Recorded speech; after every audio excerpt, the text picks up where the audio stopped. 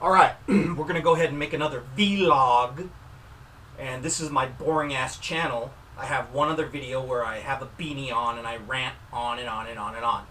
I have a YouTube channel called M169 Mariquin. And I have 40,000 subscribers on that channel.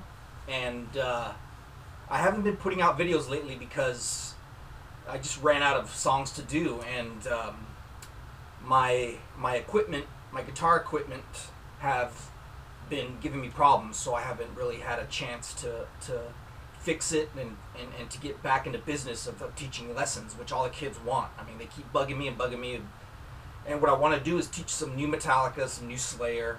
I'm really fond of the new Metallica, the Lords of Summer. That riff, that main fast riff is pretty cool. It's thrashy, but it's like a happy thrash. I don't know. Metallica, they said in 2003 that Saint Anger was going to be the next Kill 'Em All, which was kind of disappointing because they not only detuned, they tuned down a whole step to D, okay? Then they took their sixth string and tuned it down to, which would be the next note, D, C, okay, like a drop C, which is two whole steps down. And it was just all muddy, and I don't like low-tuned guitars because it reminds me of nu metal that happened, that era that happened in the 90s. Korn, Limp Bizkit, Linkin Park. You know, it was just a really awful time for metal. I called it mediocre metal because it just didn't have balls. You know, it was heavy sounding, but it was just slow and it just sat in the pocket, and it didn't really do anything for me, you know. So with this new Metallica album, I was like, oh, the next Kill 'Em All, you know, the buzz was going around. And I mean, they didn't release any, with the whole Napster thing, they didn't release jack shit. You know, with the 99 release of I Disappear, it leaked out on the internet and started the whole Lars and versus Napster thing. So when 2003 came around for the new album, I mean, nothing got out. So you just had to wait for the release date. And I remember getting the album and I slapped it on and I'm like, okay, it's different. You know, I give it that. It's definitely not load or reload. I mean, it was a left turn from the 96, 97 load era. It was definitely a little ballsier, I would say. And what struck me first was the snare. Lars's snare was detuned, and it sounded like a soda pop can. You know, boom, boom, boom. It sounded like a cowbell. It needs more cowbell. Boom, boom, boom. I mean, instead of a snare, it's just a cowbell going boom, boom, boom, boom. That's what struck me first. Second was the low tunings, like I just mentioned. Now, I don't mind low tunings. It's acceptable because Slayer does drop C. Well, they do drop C sharp.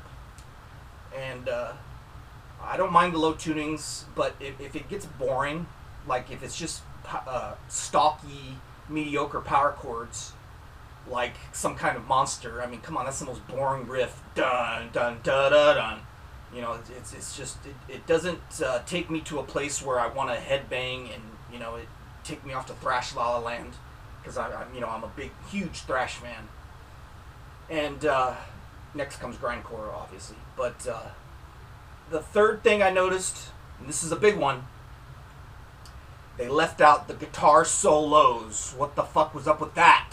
You know, you do 2 rounds of verses, you know, 2 choruses, a bridge, and then right after that we're supposed to go into a solo, but it would just go right into some breakdown.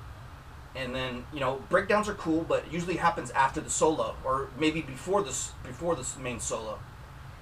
And somewhere in there, it's sandwiched in there somewhere. A solo has to be in there somewhere. And for some reason, the third verse came around, and I'm like, what happened to the fucking solo? So I listened to the whole first song, and then I went to the second song, which is like 10 minutes. You know, they went back to their 10-minute songs. But the thing, I didn't, you know, I loved their 10-minute songs for And Justice for All, but they had change-ups and solos and catchy riff hooks that just fucking gets under your skin. I mean, in a good way. But this 2003 Saint Anger just didn't have that. And I listened to the whole album, and there was just no solos and just nothing. And with Kirk and that wah at some of the beginning of the songs where it goes, I was just, oh my god. So we had to deal with that. It kind of shined away from the fact that Metallica's frontman was in rehab. You know, and then Jason left, obviously. So I think everybody was just happy that, okay, you know, they may have put out a shitty album, but Metallica's didn't break up, you know, because it was all, I don't know why they made such a big deal about it, but they were all like, oh, Metallica's breaking up, ooh, you know, bands break up. Well, you know, I guess Metallica's just has that effect on people. I guess it was like when the Beatles broke up, I guess, but so we were just happy that Metallica was together. You know, we were just glad that they didn't break up. You know, they got Rob Trujillo, who is an awesome fucking bass player. You know, so he cut the mustard. And you know, fast forward about 5 years, finally, Death Magnetic comes out. Okay, they went back to standard tune, which was cool. They went back to guitar solos, extra cool. Lars tuned his snare back up. It's nice and snappy and crunchy again. Then comes the thrashy riffs, but the thrashy riffs were like major scales.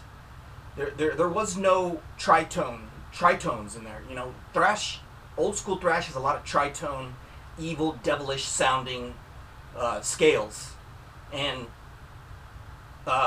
Death Magnetic did not have that. Death Magnetic had like happy, hooky, poppy. I shouldn't say poppy, but it just didn't have that feel like an old school Metallica, you know. And I was the only songs I like their slow songs. Okay, on the fourth track of every record that Metallica does, I think it, with exception to Load and Saint Anger, the fourth track is always like a ballady, which Metallica ballads are exceptional. You know, it's not Poison's Every Rose Has Its Thorn type of ballads. It's pretty, you know, like One or Sanitarium, Fade to Black. You know, they have wicked subject matter on there, so they're acceptable. And The Day That Never Comes was a good track. It's catchy, and it almost had like a one feel to where it didn't go back to the verses.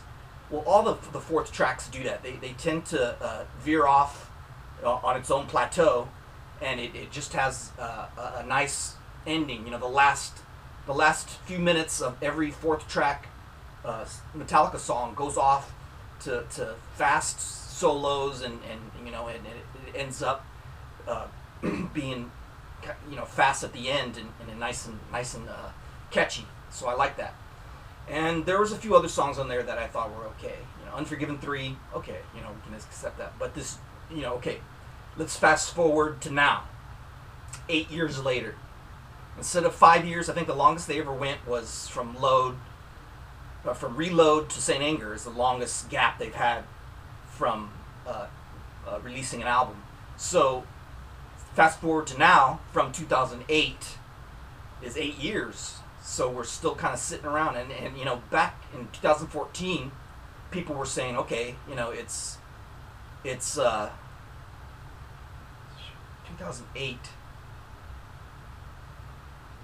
That, okay, 8 years would be 2014. Well, we're going on 8 years. Yeah, god damn, I was trying to do the math, and it's like they haven't put an album out for years. So yeah, 2008. So 2014, that's 6 years. So around 2013 was 5 years, and people were going like, when's the next album coming out? Fast forward another year to 14, and then 15, people are still asking, well, you know, it's 2015, come on, it's been 7 years, where's the fucking album? And then Christmas rolls around, and people are like, okay, it's not coming out, you know. and they kind of gave teasers like Lords of Summer, and I think there's From Hell and Back is another one. But I went on this big rant here. I started out saying, okay, the Lords of Summer, which is going to be on the new album, which has to come out in 2016. It has to come out this year. I mean, it doesn't take that long to fucking record, so I'm going to teach Lords of Summer, and I was talking about the hooks and the main riff kind of being a little happy. You know, I don't like happy thrash, you know. When I say happy, I mean it's not off scale, but it's off the devilish scale. Slayer never writes happy fucking riffs. They write riffs that fucking they make the hair on the back of your neck stand up, and that's why I like Slayer. And some people will say, oh, they have no music theory, you know, well, it's their own style, so I give major props to Slayer.